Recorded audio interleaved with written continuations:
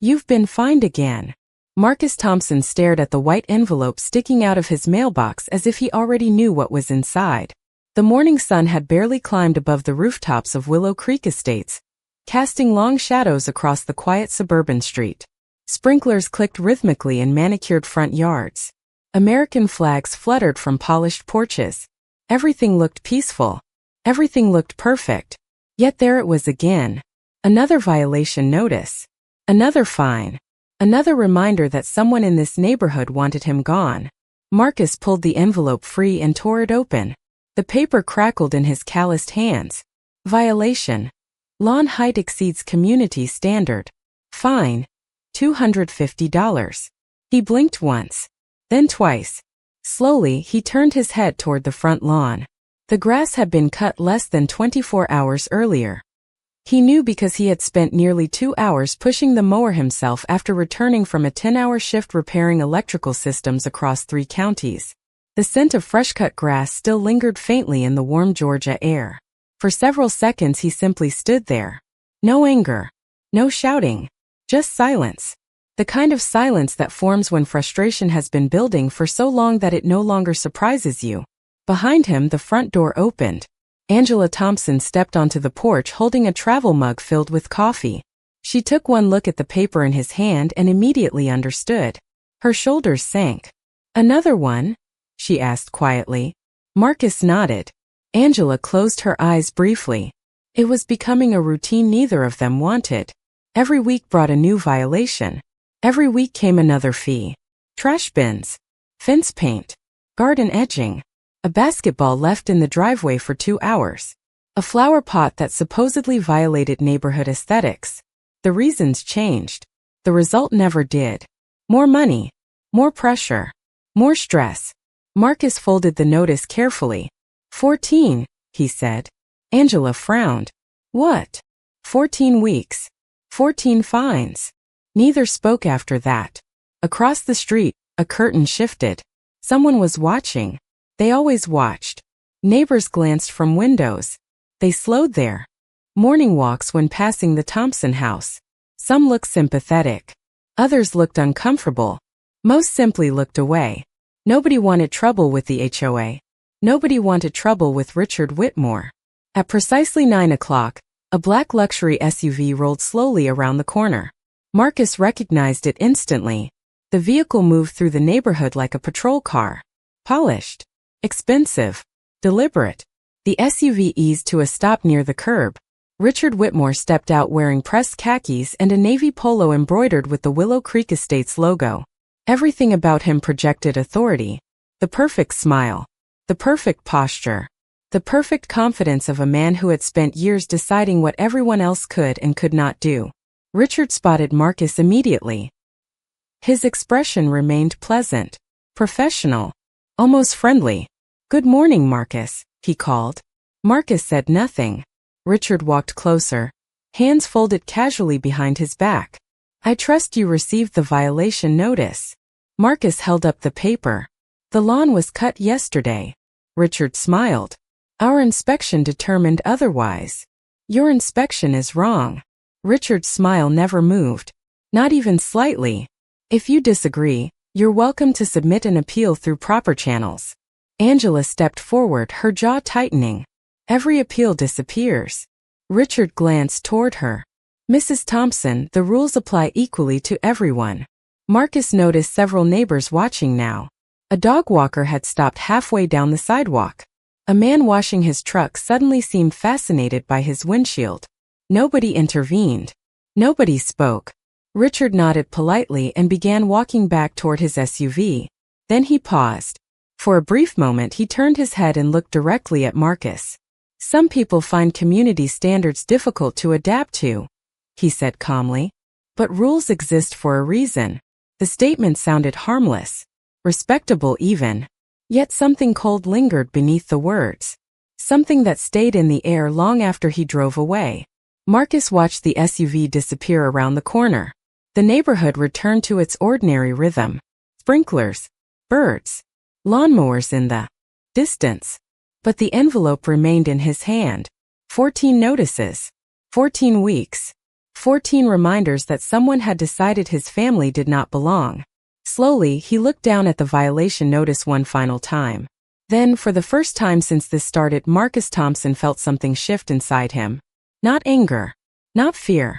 Something quieter. Something stronger. He folded the paper once. Then again. And as the morning breeze carried the scent of fresh-cut grass across a lawn that violated no rule at all, Marcus realized he was done hoping the situation would fix itself. The rest of the day passed beneath a layer of tension that seemed to settle over the Thompson house like humidity before a summer storm. Marcus drove to 3 different service calls across Fulton County, but his mind never fully left Willow Creek Estates. Every red light, every mile of highway, every transformer box he repaired brought him back to the same question. Why them? He had asked himself that question for months. At first he had believed there was some misunderstanding. Then he believed there was a clerical error. Then he believed patience would solve it. 14 weeks later, patience felt less like wisdom and more like surrender. By 6 o'clock the sun hung low over the neighborhood as he pulled into the driveway. Jaden sat on the front steps wearing a faded Atlanta Braves cap, his bicycle resting on its kickstand nearby. The boy usually ran over with stories about school, basketball, or whatever new obsession had captured his attention that week. Today he remained seated, quiet. Marcus noticed immediately. Children always noticed more than adults realized. He climbed the porch steps and dropped his work bag beside the door. Everything okay, buddy? Jaden hesitated. Can I ask you something? Marcus nodded. The boy stared at the street before speaking. Why does Mr. Whitmore keep putting those papers on our house?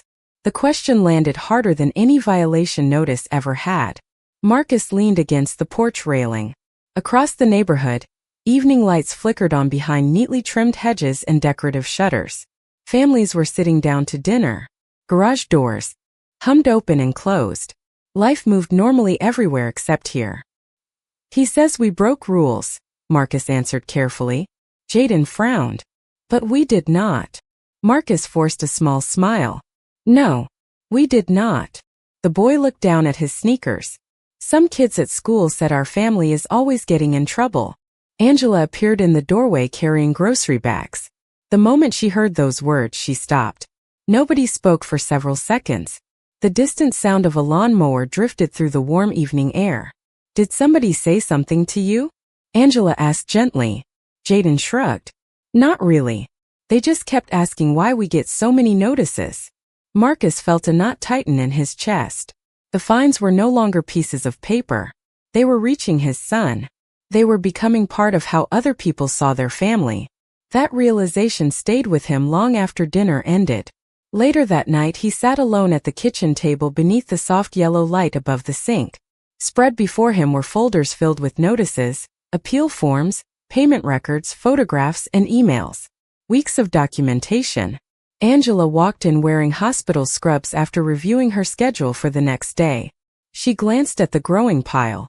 You are looking at those again. Marcus rubbed his eyes. Something is wrong. We already know something is wrong. No, he said quietly. I mean something bigger. Angela sat across from him. Marcus pulled one file from the stack. Then another. Then a third. The dates stretched back month after month. The reasons changed constantly, yet one detail never did. Every complaint originated from the same office. Every appeal vanished into the same system. Every response carried the same signature. Richard Whitmore. Marcus stared at the name. Outside, cicadas buzzed in the darkness beyond the windows.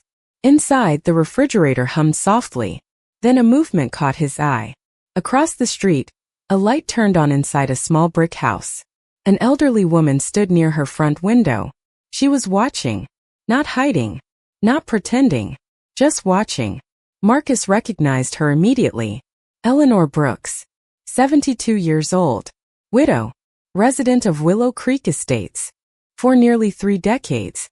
Unlike everyone else, she did not pull the curtains closed when their eyes met. She simply stood there for a moment, thoughtful and still. Then slowly, she nodded once before stepping away from the window. Marcus frowned. It was a small gesture, barely noticeable, yet something about it felt different, as if someone had finally acknowledged what everyone else preferred to ignore. He looked back down at the mountain of notices covering the table. For the first time, the situation no longer felt like a dispute over grass, fences, or community standards. Felt like a pattern. And somewhere inside that pattern, hidden beneath months of paperwork and silence, Marcus sensed there was a story nobody wanted uncovered. The next morning arrived gray and cool, the kind of Georgia morning that carried the scent of damp earth and pine needles through the neighborhood before the heat of the day settled in. Marcus barely slept. Long after Angela and Jaden had gone to bed, he remained at the kitchen table studying documents beneath the yellow glow of the overhead light. By sunrise, the folders were still there, spread across the table like pieces of a puzzle missing its center. As he poured himself a cup of coffee, a soft knock echoed through the front door. Marcus frowned. It was barely 7:30. Few people visited unexpectedly in Willow Creek Estates. Most neighbors preferred distance. Especially lately. He opened the door and froze. Standing on the porch was Eleanor Brooks. The elderly woman held a small cardboard box against her chest. Her silver hair was neatly pinned back, and a light blue cardigan hung loosely over her shoulders despite the mild weather. For a moment neither spoke. Then Eleanor glanced over her shoulder toward the street before looking back at him. "May I come in?" she asked quietly. 20 minutes later they sat at the kitchen table. The cardboard box rested between them. Angela had already left for her hospital shift. Jaden was at school. The house felt unusually still. Eleanor wrapped both hands around a coffee mug Marcus had offered her. She stared at the steam rising from it before finally speaking. "I have lived in this neighborhood 28 years. Marcus listened without interrupting. "I have seen families move in and move out. I have seen arguments about fences, roofs, landscaping, pets, and parking." She paused. "But I have never seen anything quite like what is happening to your family." Marcus felt his pulse quicken slightly. Eleanor looked toward the stack of violation notices. "You are not imagining it." The words landed heavily. Not because they were dramatic, because they were the first confirmation he had received from anyone. For months he had questioned himself, wondered if frustration was clouding his judgment, wondered if he was missing something obvious. Hearing another resident acknowledge it felt strangely powerful. Eleanor carefully placed her mug down. Then she slid the cardboard box across the table. "My husband served on the HOA board years ago." Marcus looked at the box. It appeared old.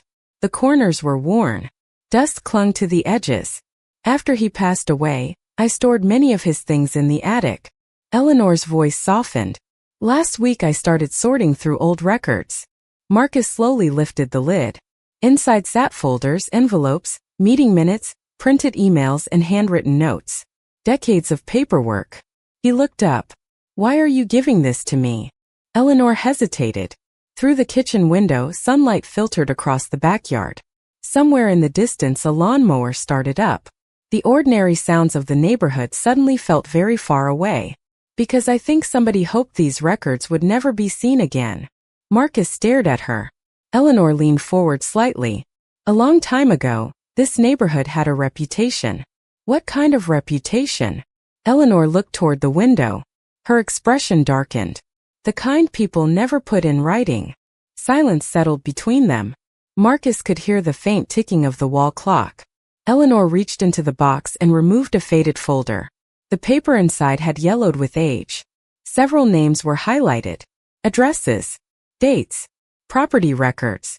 She placed the folder in front of him. These families lived here between 12 and 15 years ago. Marcus scanned the pages. Every address belonged to homes within a few blocks. Yet he recognized none of the names. "What happened to them?" he asked. Eleanor's eyes met his. "That is exactly the question you should be asking." Marcus looked back down at the documents. Something deep in his stomach tightened. He had expected conflict. He had expected unfair treatment. What he had not expected was history. And as the morning sunlight crept across pages that somebody clearly wanted forgotten, Marcus began to suspect his family's story had started long before the first violation notice ever appeared in his mailbox. For the next 3 days, the cardboard box barely left Marcus Thompson's sight. He carried folders from the kitchen table to the garage, from the garage to the living room, and back again. Every evening after work, He sat beneath the warm glow of a desk lamp, while the rest of the neighborhood settled into its comfortable routines. Televisions flickered behind curtains. Porch lights illuminated driveways. Children rode bicycles along sidewalks lined with perfectly trimmed hedges. Yet inside the Thompson home, a different picture was beginning to emerge. It started with dates. Marcus spread documents across the table and arranged them in chronological order. Then he added addresses, then names. The pattern appeared slowly, like an image developing in an old photograph. One family had received repeated property complaints. Another had been cited for minor landscaping violations. Another had faced escalating fines over issues that seemed impossible to verify years later. Eventually, each family sold their home and moved away. At first glance, it looked ordinary. Neighborhood disputes happened everywhere. But the more Marcus studied the records, the harder it became to ignore the similarities. Late Thursday evening, Angela walked into the kitchen and found him surrounded by papers. She placed her purse on the counter and rubbed her tired eyes. "You have been staring at those documents every night." Marcus slid a folder toward her. "Look at these addresses." Angela sat down. She read silently for several moments. The ticking of the clock filled the room. Then she looked up. "These homes are all in the same section of the neighborhood." Marcus nodded. "And every family left within 3 years of receiving repeated violations." Angela frowned. "Maybe that is a coincidence." Marcus pulled out another sheet. Then another. Then another. "Maybe. But look at the complaints." Angela scanned the pages. Lawn maintenance. Exterior appearance. Trash container placement. Decorative features. Parking concerns. The wording changed, but the categories remained remarkably similar. "Who was running the HOA back then?" she asked quietly. Marcus leaned back in his chair. "That is the interesting part." He pointed to several meeting records. The same name appeared again and again. Committee member. Vice president. Board advisor. Then eventually president. Richard Whitmore. Silence settled over the room. Outside, rain tapped softly against the windows. Angela folded her arms. "You think this started before us?" "I think it may have started years before us." The next afternoon, Marcus stopped by the county records office during his lunch break. The building smelled faintly of paper, carpet cleaner, and old air conditioning. Rows of filing cabinets stretched beneath fluorescent lights. A clerk helped him locate archived property transactions connected to several addresses from Eleanor's files. An hour later, Marcus sat at a public records terminal staring at information that made his stomach tighten. Home after home had sold below market value. Not dramatically, just enough to raise questions. Families under pressure often accepted less than they deserved. Marcus printed copies and slipped them into a folder. As he walked toward the exit, his phone buzzed. A new email notification appeared. The sender was the Willow Creek Estates Homeowners Association. Marcus opened it immediately. Another violation notice. This time the complaint involved a decorative mailbox post that had stood unchanged since the day his family moved in. He stopped walking. The courthouse lobby suddenly felt very quiet. 14 notices had become 15. He stared at the screen for several seconds before looking through the glass doors toward the parking lot. Rain clouds hung low over the city. Somewhere between the old records, the vanished families, and the newest complaint, Marcus felt the pieces moving closer together. What had once looked like random harassment was beginning to resemble something far more deliberate. And for the first time, he wondered whether Richard Whitmore was worried that somebody had started asking the right questions. Saturday arrived with clear skies and a neighborhood full of carefully maintained appearances.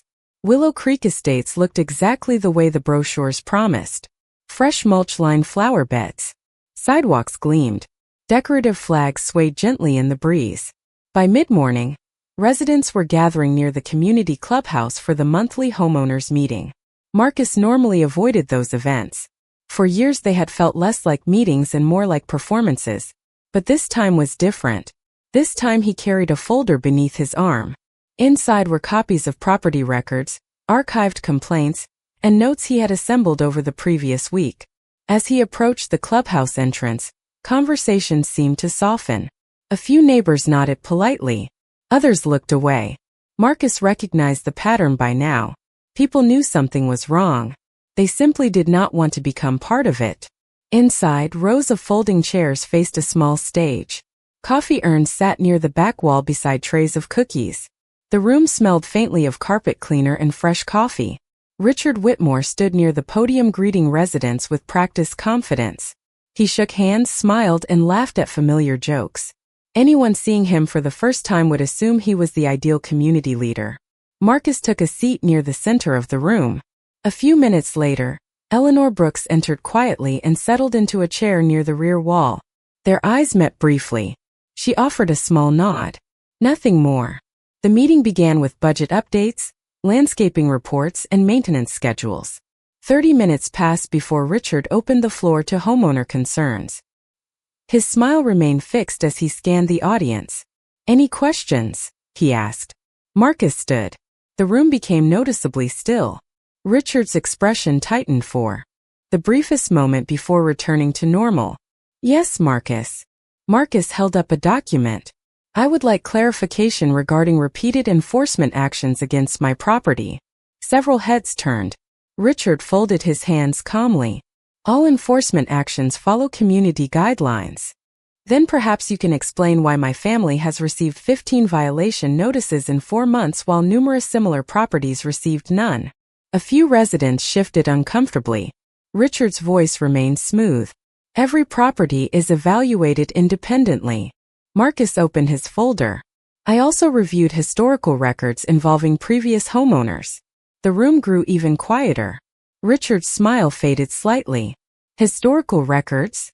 Families who lived here before us. Families who experienced repeated violations before eventually moving away." Nobody spoke.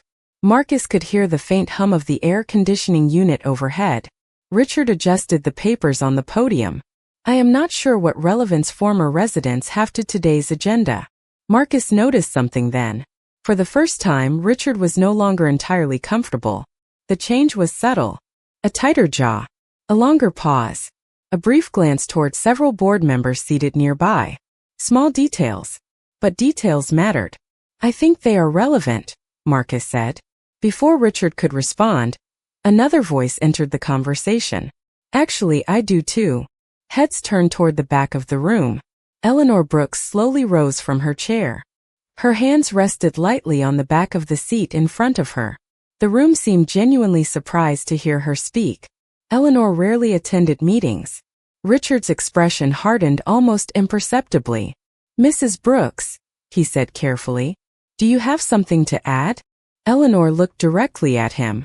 "Quite a bit, actually." A ripple of unease moved through the audience. Richard remained silent. Eleanor's gaze never left him. Some records have a way of surviving longer than people expect. The words hung in the air. Nobody moved. Nobody reached for coffee. Nobody checked a phone. For the first time since Marcus had begun asking questions, he felt something shift beyond the walls of his own home. The silence inside the clubhouse no longer belonged to fear. It belonged to anticipation. And judging by the look that briefly crossed Richard Whitmore's face, he understood that too. The clubhouse remained silent long after Eleanor Brooks finished speaking. The air itself seemed heavier. Residents who normally spent meetings checking phones or whispering about landscaping contracts now sat completely still. Richard Whitmore stood behind the podium with both hands resting on the polished wood surface. His expression remained controlled, but the confidence that usually filled the room no longer felt effortless. Eleanor reached into a large folder she had carried with her and removed several sheets of paper. The rustling sound echoed through the room. "My late husband kept records," she said calmly. "He believed documentation mattered. He believed communities should be transparent." Several board members exchanged nervous glances. Richard forced a smile. "Mrs. Brooks, if you have concerns, there are appropriate procedures for submitting them." Eleanor looked directly at him. "That is exactly what I am doing." A few people shifted in their seats. Marcus watched carefully. He noticed something unusual. For the first time since he had moved into Willow Creek Estates, Richard was no longer controlling the pace of the conversation. Eleanor laid several copies on a nearby table. "These are archived meeting notes from years ago," she continued. They reference complaints filed against multiple homeowners who eventually left this neighborhood. Richard immediately responded. Homeowners leave communities all the time. Yes, Eleanor agreed. They do. She paused. But it is unusual when the same enforcement patterns appear again and again. The room fell quiet once more. Marcus could feel the attention of nearly every resident. Some appeared surprised. Others looked uncomfortable. A few looked as though they had been waiting years for someone to say these things aloud. Richard adjusted his collar. I think we are drifting into speculation. Then let us discuss facts, Eleanor replied. Her voice never rose. She did not sound angry. She sounded certain. That difference seemed to matter. She pointed toward several documents. Addresses, dates, complaints, appeals. The same sequence repeated multiple times. Marcus noticed a woman near the front row quietly taking photographs of the records with her phone. Another resident leaned forward to examine the pages more closely. Richard's gaze followed the movement. For a brief second, concern flashed across his face. Then it disappeared. These records are incomplete, he said. Without context, they prove nothing. Perhaps, Eleanor answered. But they raise questions. Marcus finally stood again. He held up the newest violation notice he had received only days earlier. Then I have a question. Richard looked at him. Why did my family receive another violation for a mailbox that has not changed since the day we moved in? No immediate answer came. The hesitation lasted only a second or two, yet everyone noticed it. The silence spread across the room like a ripple across water. Richard cleared his throat. Our inspectors evaluate properties regularly. Who are the inspectors? Marcus asked. Richard blinked. Excuse me. Who specifically conducted the inspection? More silence. Several residents exchanged looks. One man near the back quietly folded his arms. Another shook his head almost imperceptibly. Richard finally responded. Inspection records are maintained by the association. Marcus nodded slowly. Then I would like a copy. The request hung in the air. Richard's jaw tightened. You may submit a formal records request. Marcus smiled faintly. It was the first time he had smiled during any HOA meeting. I already have. A murmur moved through the audience. Richard looked genuinely surprised. 3 weeks ago, Marcus continued, I never received a response. Eleanor glanced toward him with quiet approval. For the first time, Marcus no longer felt isolated. The room itself seemed to be changing. Questions that once belonged only to him were beginning to belong to everyone. As the meeting finally adjourned, residents gathered in small clusters throughout the clubhouse. Conversations erupted everywhere. People discussed records, complaints, enforcement, old memories. Richard left the podium quickly and disappeared through a side door without speaking to anyone. Marcus watched him go. Outside, late afternoon sunlight stretched across the parking lot. The neighborhood still looked perfect. The same sidewalks, the same manicured lawns, the same carefully maintained appearance. Yet beneath that polished surface, something had started moving. And for the first time since the first notice appeared in his mailbox, Marcus sensed that he was no longer the only person searching for answers. The days following the meeting felt different. Not dramatically different. The lawns were still trimmed. The mail still arrived at the same hour. Children still rode bicycles through Willow Creek estates beneath the shade of old oak trees. Yet something had changed beneath the surface. People were talking. Marcus noticed it everywhere. Conversations stopped when he approached, then resumed moments later with nervous smiles. Neighbors who had barely acknowledged his family for months now offered quiet greetings. One afternoon while checking his mailbox, a retired teacher named Susan Harper crossed the street carrying a small stack of envelopes. I saw what happened at the meeting, she said softly. Marcus nodded. Susan hesitated before handing him a folded piece of paper. You might want this. Before he could ask any questions, she returned to her side of the street. Marcus unfolded the page. It was a copy of an old neighborhood newsletter from nearly 10 years earlier. Several names immediately caught his attention. 2 belonged to families listed in Eleanor's records. Another belonged to a former HOA board member who had resigned unexpectedly. That evening, Marcus added the newsletter to the growing collection spread across his dining room table. Angela stood beside him reading over his shoulder. "More names," she said quietly. Marcus nodded. "And more connections." The deeper he looked, the stranger everything became. Several former residents seemed linked through complaints, hearings, and sudden property sales. Board members appeared and disappeared. Records existed for some meetings but not others. Certain files seemed complete, while others ended abruptly without explanation. It was as if somebody had carefully removed pieces from a puzzle, while leaving enough behind to avoid suspicion. 3 nights later, Marcus was organizing documents when his phone rang. The caller identification displayed an unfamiliar number. He almost ignored it. Almost. "Hello." A brief silence followed. Then a man's voice answered. "You do not know me." Marcus sat up straighter. "Who is this?" "Someone who attended board meetings years ago." The voice remained calm but cautious. "I watched the homeowners meeting last weekend online." Marcus glanced toward the dark kitchen window. "What do you want?" Another pause. "You are asking questions that make certain people uncomfortable." Marcus felt his pulse quicken. "If you know something, tell me." The man exhaled slowly. "There was a consultant." "A consultant?" "Years ago. Not employed by the neighborhood. Not officially." Marcus grabbed a notepad. "What kind of consultant?" "The kind that helped communities maintain a certain image." Silence followed those words. Marcus wrote them down anyway. "Who hired him?" "I cannot prove that." "Then why call me?" The answer came immediately. "Because somebody should know where to look." The line disconnected. Marcus stared at the phone for several seconds. Across the room, Angela watched him carefully. "Who was it?" she asked. Marcus repeated the conversation. Neither spoke afterward. The house felt unusually quiet. Even the ticking clock seemed louder than normal. The next morning, before leaving for work, Marcus stepped outside with a travel mug in one hand. A thin layer of fog lingered above the neighborhood. As he walked toward his truck, he noticed something resting beneath the windshield wiper. A plain white envelope. No stamp. No return address. Nothing written on the front. His heartbeat quickened. Slowly, he opened it. Inside was a single photocopied page. At the top appeared an old HOA budget report. Most of the document looked ordinary. Landscaping expenses. Maintenance costs. Insurance payments. But one line had been circled in red ink.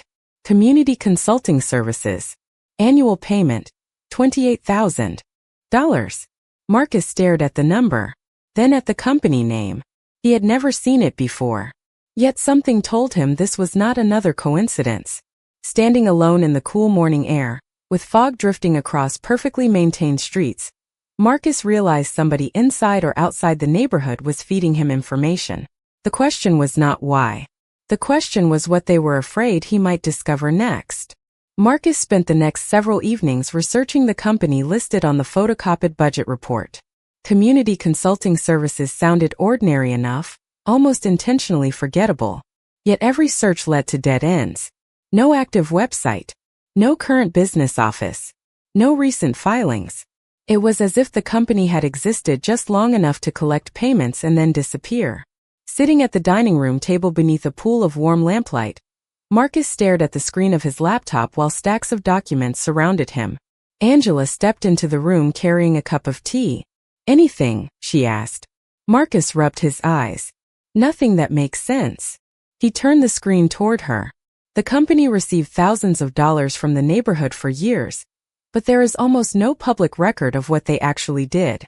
Angela studied the page. "That is unusual. Very unusual." The following afternoon, Marcus took a personal day from work. By 10 o'clock, he was sitting inside the county library reviewing archived newspaper records. The building smelled faintly of old paper and polished wood. Sunlight filtered through tall windows, illuminating rows of shelves that stretched across the quiet reading room. Hours passed. Most searches produced nothing useful. Then shortly after lunch, Marcus found a small article buried deep inside a local newspaper archive from nearly 12 years earlier. The headline was only 3 paragraphs long. A consulting firm had been hired by multiple residential communities across northern Georgia, to improve property values and neighborhood standards. The article mentioned community consulting services by name. Marcus leaned closer. One sentence immediately caught his attention. The company specialized in demographic transition management. He read the phrase 3 times. Demographic transition management. It sounded professional, harmless even. Yet something about it made his stomach tighten. He printed the article and continued searching.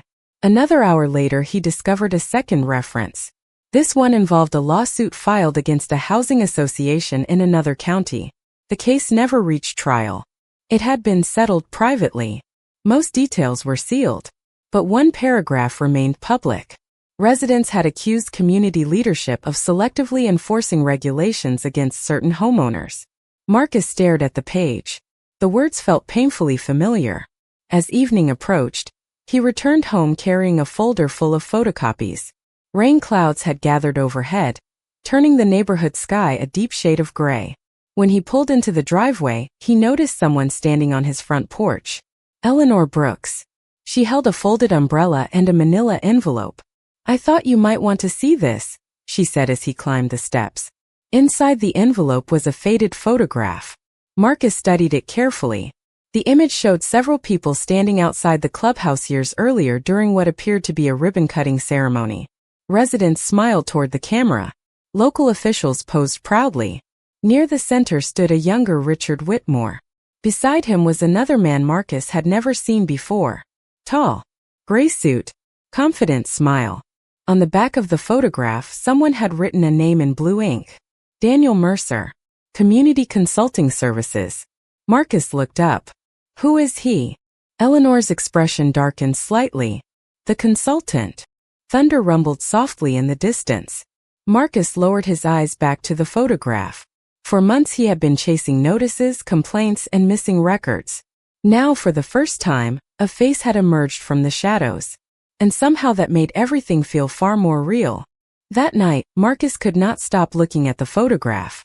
It sat on the kitchen table beside the growing stack of records, newsletters, budget reports, and complaint notices. Rain tapped softly against the windows while the rest of the house slept. Angela had gone upstairs hours earlier. Jaden's bedroom light was off. Only the small lamp above the table remained, casting a warm circle of light across the image. Richard Whitmore stood smiling beside Daniel Mercer as though they had built something together. Maybe they had. The question was what? Marcus turned the photograph over again. The blue ink had faded with time, but the name remained clear. Daniel Mercer. Community Consulting Services. He opened his laptop and typed the name into several databases. Most searches returned nothing useful. Then, shortly before midnight, one result appeared in an archived professional directory. The profile was incomplete. No recent address. No current employer. Yet one detail stood out. Mercer had previously worked in municipal planning and residential development consulting. Marcus clicked deeper. Another record appeared. Then another. A pattern slowly emerged. Over a 15-year period, Mercer had advised multiple housing communities across 3 states. Several of those communities had later faced complaints involving selective rule enforcement and homeowner disputes. None of the accusations had resulted in criminal findings. Most ended quietly. Settlements, resignations, closed investigations. The details were frustratingly incomplete. Yet the similarities were impossible to ignore.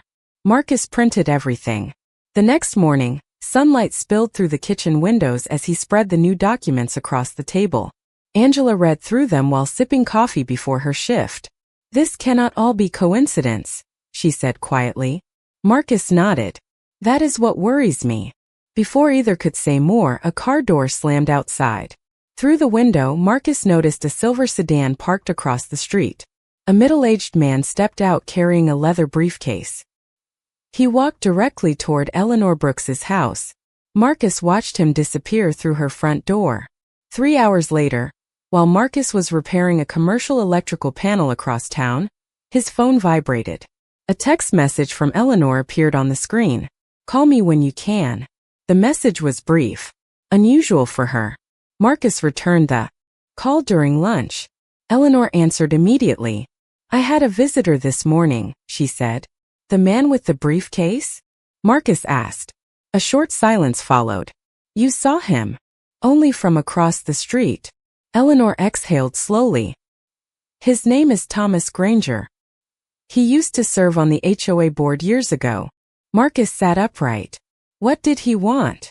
He saw the meeting online. Apparently he has been following everything that is happening. Marcus felt a spark of anticipation. Did he know Mercer? Very well. Another pause. Marcus, Thomas says Mercer attended private strategy sessions with board leadership. Marcus frowned. Strategy sessions for what? Eleanor's answer came quietly.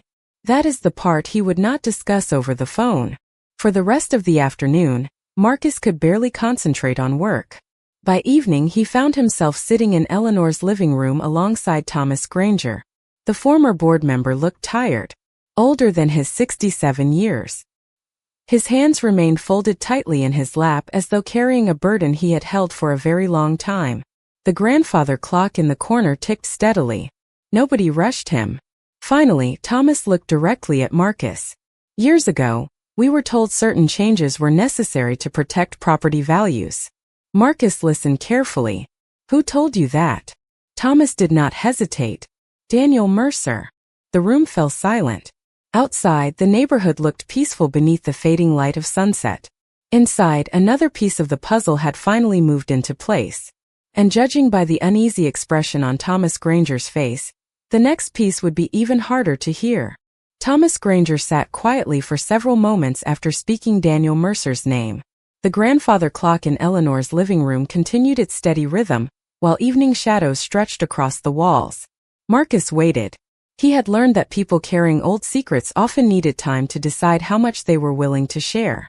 Finally, Thomas leaned forward. At first, everything sounded reasonable, he said. Mercer talked about preserving neighborhood standards, protecting investments, maintaining long-term stability. The language was professional. Nobody questioned it. Marcus listened carefully. When did that change? Thomas lowered his eyes. When certain homeowners started receiving more attention than others. The room grew still. Eleanor folded her hands together. She already seemed to know part of the story. Thomas continued.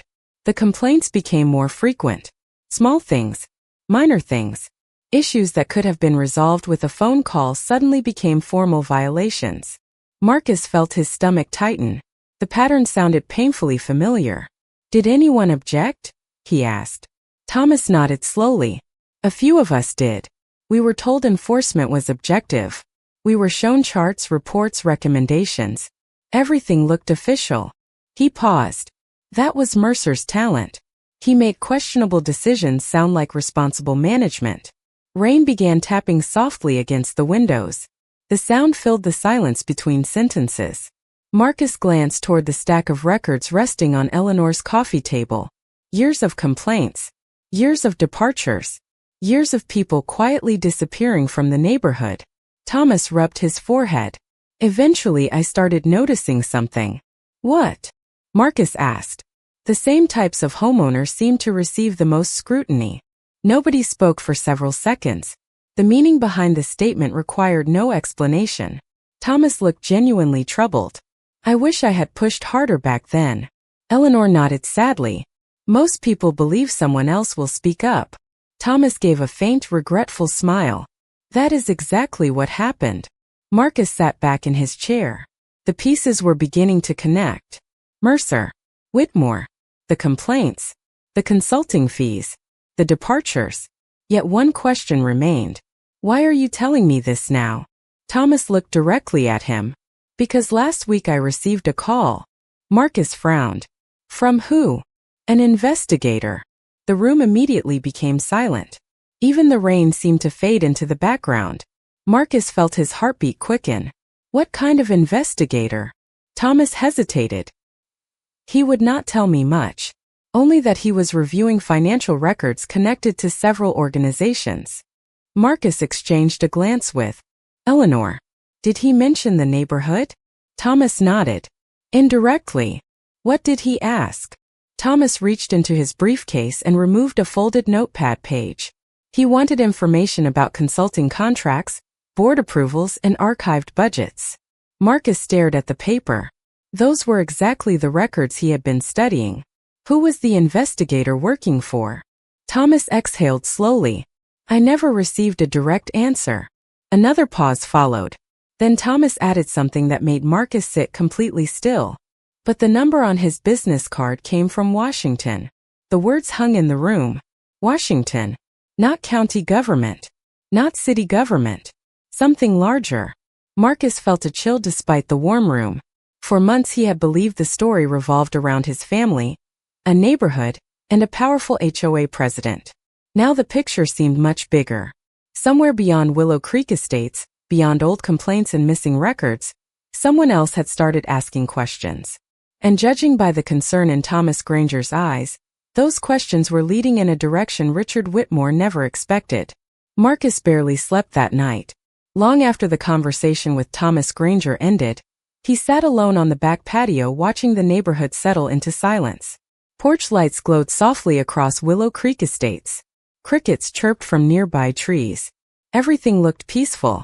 Yet somewhere beyond those quiet streets, an investigator from Washington was reviewing records connected to the same names that kept appearing in his files. By sunrise, the thought still lingered in his mind. The next week unfolded slowly. No dramatic announcements arrived. No official letters appeared in mailboxes. On the surface, life continued normally. Marcus went to work. Angela completed long shifts at the hospital. Jaden attended school and practiced basketball with friends. But beneath the routine, tension continued building. Then on Wednesday afternoon, something unusual happened. Marcus returned home to find 3 vehicles parked outside Eleanor Brooks's house. None belonged to neighbors. 2 men and a woman carried document boxes from the residence to the trunk of a dark sedan. They were dressed professionally but without uniforms. Marcus watched from his driveway. Across the street, several other residents were watching too. Curtains shifted. Front doors opened. Questions spread quietly through the neighborhood. 20 minutes later, Eleanor crossed the street carrying a folder. They were here all morning, she said. Marcus lowered his voice. Who were they? Eleanor glanced around before answering. The same people who contacted Thomas. Marcus felt his pulse quicken. Investigators. She nodded. They requested copies of everything. Marcus looked toward the departing vehicles. Did they say what they were investigating? Eleanor's expression remained careful. Not directly. She handed him the folder. But they were very interested in financial records. Marcus opened it. Inside were photocopies of old budgets, consulting agreements, payment authorizations, and board correspondence. Several sections had been highlighted. One document immediately caught his attention. It listed payments made over multiple years to community consulting services. The amounts were larger than he expected. Far larger. Marcus looked up. How did nobody question this? Eleanor gave a sad smile. Most people never saw the numbers. That evening Marcus reviewed every page. The deeper he looked, the stranger things became. Consulting fees increased whenever enforcement activity increased. Certain years showed unusually high spending followed by waves of homeowner departures. The pattern repeated often enough to feel deliberate. Near midnight, Marcus noticed something else. One payment authorization contained an unfamiliar signature. Not Richard Whitmore's. Not Daniel Mercer's. Another name. Gregory Shaw. Marcus had never heard it before. The next morning he searched public records. By lunchtime he discovered Gregory Shaw had served as treasurer for multiple organizations connected to residential developments throughout the region.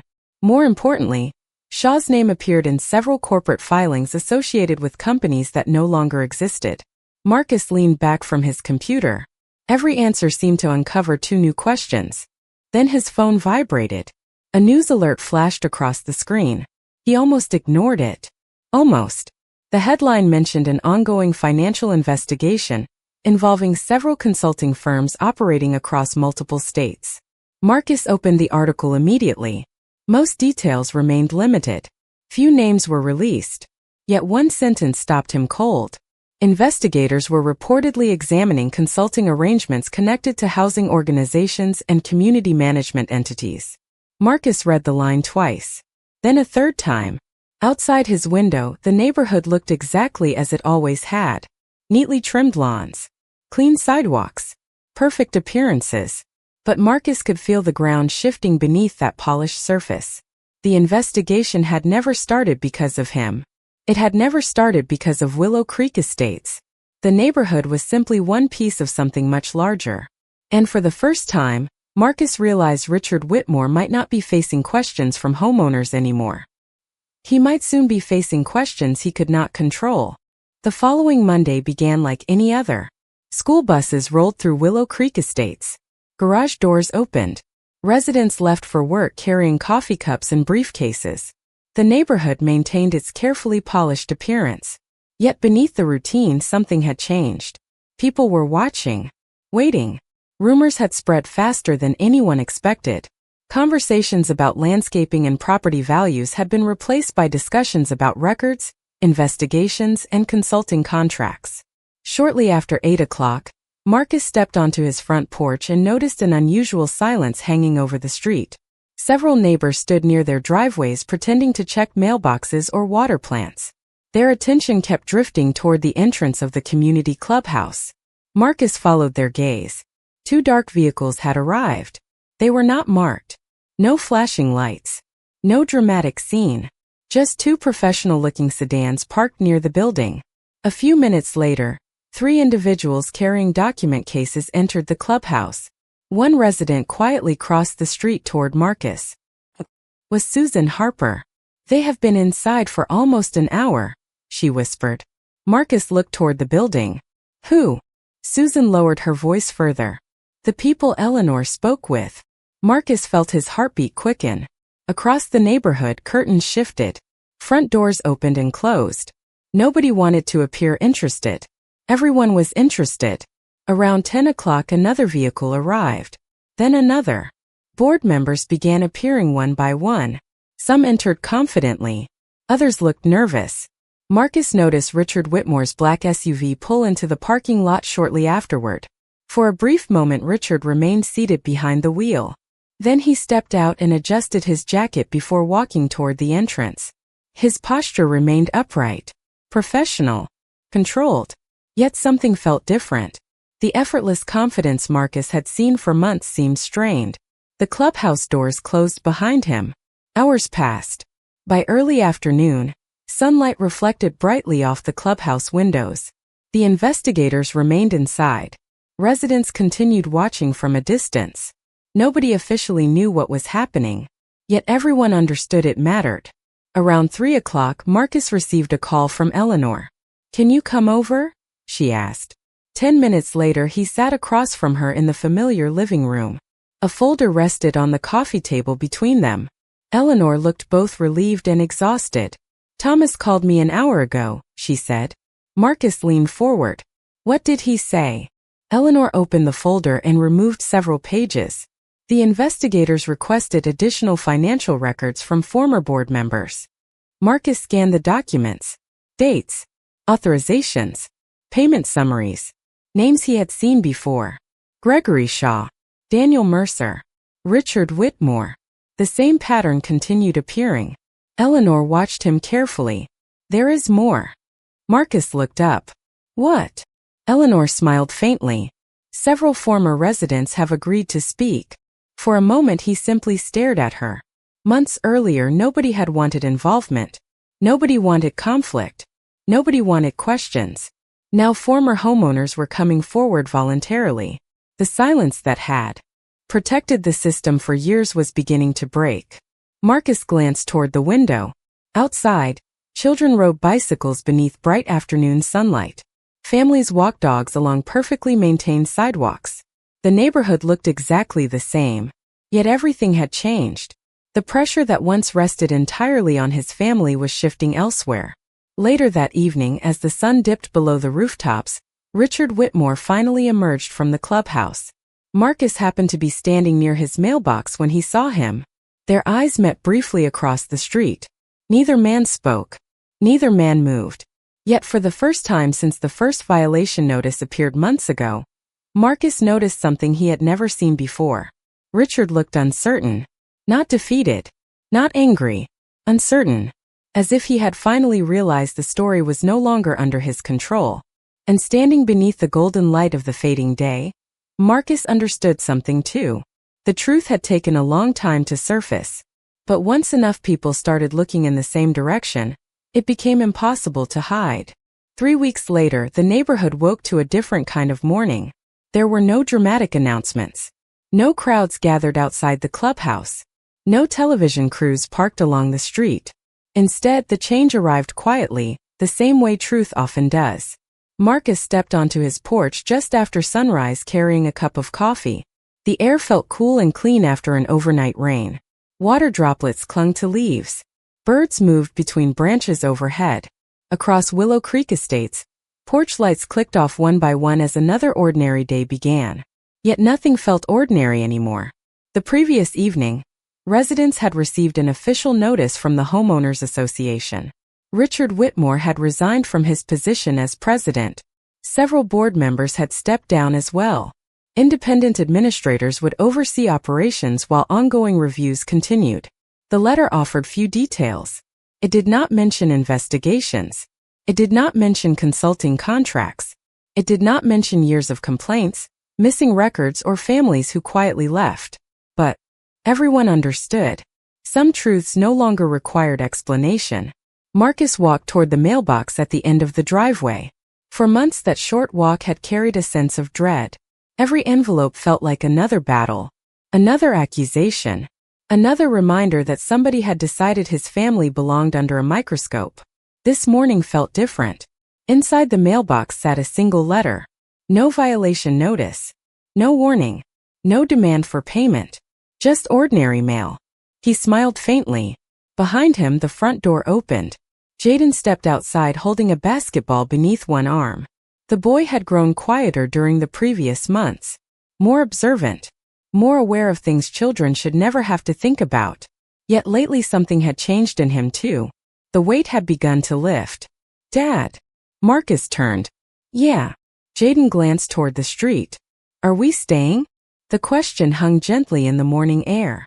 Marcus looked across the neighborhood. He saw Susan Harper watering flowers near her porch.